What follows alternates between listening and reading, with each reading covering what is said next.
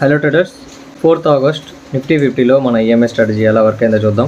So morning ఈ red క్యాండిల్లో 10-5 క్యాండిల్లో అయితే మన ఎంట్రీ స్టాప్ లాస్ హిట్ అయింది, 15 పాయింట్స్ లాస్. దాని తర్వాత ఈ గ్రీన్ క్యాండిల్లో 11-5 క్యాండిల్లో ఆఫ్టర్ 1 అవర్ మనకి ఎంట్రీ అయితే వచ్చింది. సో 114 పాయింట్స్ మోర్ దెన్ ఇంకా కిందకి వెళ్ళింది, 100 పాయింట్స్ పైన వెళ్ళింది.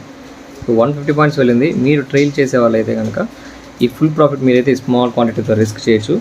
సో నిన్న లాస్ వచ్చింది 15 పాయింట్స్, ఈరోజు ఫస్ట్ ట్రేడ్ లాస్, బట్ దాని మొత్తాన్ని రికవర్ అయితే చేసింది. సో ఒక్కరోజు చూసి మన స్ట్రాటజీని అయితే డౌట్ పడకూడదు. ఒక వీక్ చూడాలి, లేదా 2 వీక్స్ అయినా మీరు అట్లీస్ట్ చూడాలి.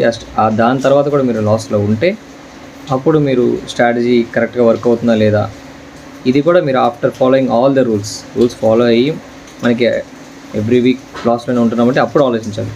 సో ఎవ్రీ వీక్ గ్రీన్లోనే క్లోజ్ అవుతుందని నా అష్యూరెన్స్, లాసెస్ వచ్చినా కూడా. సో ఈ స్ట్రాటజీ మీరు నేర్చుకోవాలనుకుంటే వాట్సాప్ లింక్ బయోలో ఉంది, మెసేజ్ చేయండి. Thank you.